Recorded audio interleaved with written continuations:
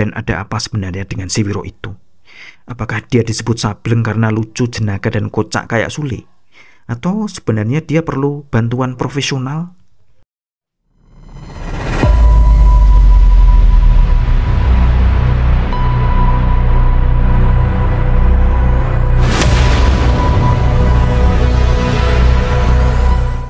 Dalam dunia penulisan fiksi, cersil alias cerita silat masuk dalam genre sejarah yang pasti berlatar masa lalu pada zaman kerajaan-kerajaan. Karenanya, meski sepenuhnya fiktif dan tidak berlatar zaman suatu kerajaan tertentu, entah Majapahit, Demak, atau Pajajaran, tetap saja sebuah kisah cersil kudu ngikut kebiasaan dan kultur zaman dulu seakurat mungkin dengan sejarahnya waktu itu. Sayang tak demikian halnya yang kita temui di film satu ini. Wiro Sableng Pendekar Kapak Naga Geni 212 dirilis tanggal 30 Agustus 2018 dan bisa ditonton streaming di Netflix. Disutradari oleh Angga Dwi Masa Songko, skenario-nya dikerjakan oleh Seno Gumira Ajidharma, Tumpal Tampu Bolon, dan Sheila Timothy.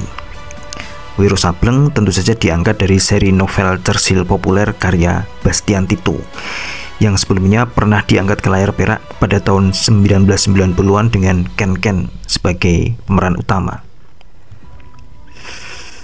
Film ini berkisah soal Wiro Sableng diperankan oleh Vino G. Bastian yang diutus gurunya Sinto Gendeng diperankan Ruth Marini untuk meringkus Mahesa Birawa diperankan Yayan Ruhian.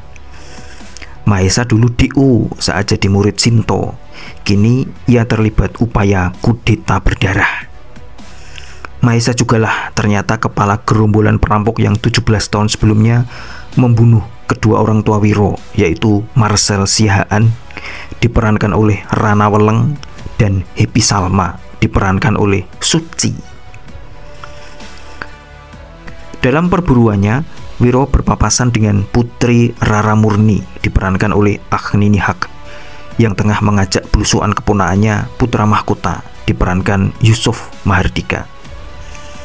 Sang pangeran kemudian diculik komplotan Mahesa Birawa yang meminta uang tebusan dari ayah Putra Mahkota yaitu Raja Kamandaka diperankan Dwi Sasono.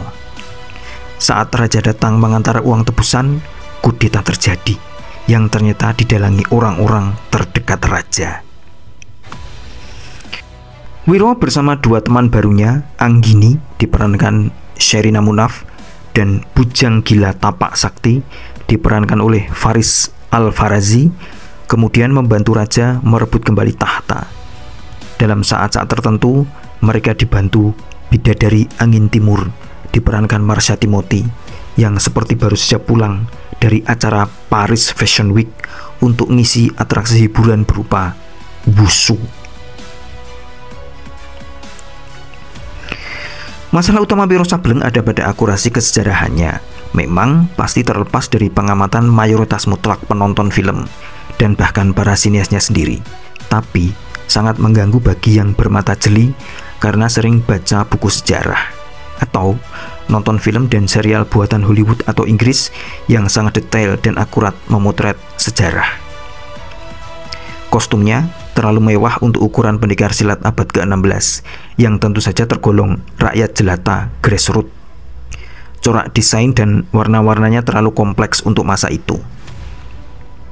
Para raja, kaisar, pangeran, dan putri-putri raja mungkin saja punya baju sebagus itu, namun tentu tak demikian halnya dengan warga proletar. Kostumnya sendiri merupakan hasil karya Adrianto Sinaga dan Nadia Adarina yang mengantar mereka menggundul Piala Citra kategori penata busana terbaik di Festival Film Indonesia 2018.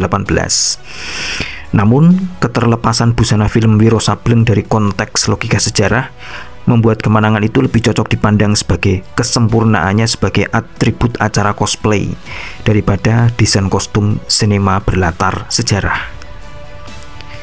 Dan penyiapan rencana serta eksekusi kudeta sebelum abad ke-20 tidaklah seperti yang disusun Werku Alit diperankan Lukman Sardi dan Panglima Kalaserenggi diperankan Teuku Rifnu Wikana. Mekanisme politik pada abad pertengahan beda jauh dari era republik-republik sekarang ini, yang membuat satu upaya penggulingan tahta berbeda jauh pula dengan kudeta-kudeta yang kita kenal pada masa kini. Agar bisa paham soal ini, kita harus baca kembali kisah Perang Pajang dan Mataram, pemberontakan Kediri terhadap Singasari, atau upaya-upaya makar yang ada di novel Senopati Pamungkas karya Arswendo Atmowiloto. Kudetanya pun bisa berlangsung semudah itu, dengan memancing raja keluar istana untuk ngasih uang tebusan penculikan anak tersayang. Lah ini raja lelananging jagat, apa ayah yang lelah? Para sinias lupa bahwa pada abad pertengahan, saat belum ada norma keluarga kecil bahagia sejahtera, seorang raja, sultan, atau kaisar punya puluhan anak dari belasan istri dan selir. Kalau satu hilang, masih ada puluhan lain lagi yang bisa dan lebih dari bersedia untuk menggantikan posisi sang putra mahkota tanpa nama itu. Dan terkait ceritanya secara keseluruhan, Wiro Sableng yang didistribusikan secara internasional oleh Fox International Productions mengusung terlalu banyak hal-hal klise yang sudah terlalu sering muncul di cerita silat. Misalnya, 1. Adegan murid turun gunung di awal cerita. BTW, kenapa perguruan silat wajib harus berlokasi di pegunungan? Kok nggak di rawa-rawa, belakang pasar, atau pusat kota misalnya? 2. Murid murtad yang ingin merampas harta benda kampus. 3. Protagonis cowok ditaksir banyak cewek. 4. Luka dalam lalu muntah darah. Dan kelima, terapi pengobatan penyakit luka dalam dilakukan dengan menempelkan tangan ke punggung pasien. Bayangin betapa praktisnya jika penyakit jantung, COVID-19, atau batu ginjal bisa diobati pakai metode ini. Kita tidak perlu obat-obatan farmasi yang rumit, jarum suntik, anestesi, kamar operasi, dan CT scan. Yang juga kurang nendang adalah segmen adegan-adegan perkelahiannya, yang seharusnya menjadi fokus daya tarik sebuah film wuxia.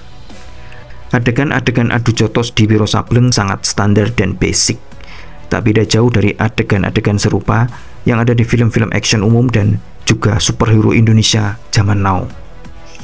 Ini membuat adegan-adegan itu terasa sangat repetitif dan membosankan, kalah jauh dari koreografi adegan perkelahian di film Merantau dan seri The Raid besutan Gareth Evans. Dan ada apa sebenarnya dengan si Wiro itu? Apakah dia disebut Sableng karena lucu, jenaka, dan kocak kayak Sule? Atau sebenarnya dia perlu bantuan profesional? Untunglah di tengah satu sajian berbiaya 26 miliar yang memang terasa kayak festival cosplay, film terselamatkan oleh sosok Agni Nihak yang sangat menyita perhatian. Penampilan minornya ini mirip cameo Ismail Basbet yang tak terlupakan di film Posesif sebagai guru olahraga, dan membuat kita mikir, tokoh utamanya harusnya dia. Namun secara umum ini adalah sebuah film origin story yang lumayan, dan semangat Marvel dalam post credit scene yang menghadirkan tokoh Pangeran Matahari diperankan Abhimana Arya Satya menjanjikan banyak petualangan baru Wiro pada masa depan. And by the way, spin-off about Anggini would be nice. Kita masih ingin melihat Sherina Munaf sebagai cewek jagoan sedikit lebih lama lagi.